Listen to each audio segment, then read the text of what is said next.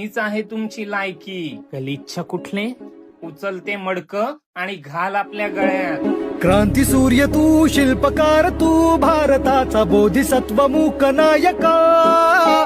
मोडल्या रूढी त्या परंपरा, दिव्य तेजा तूच सकल न्यायदायका.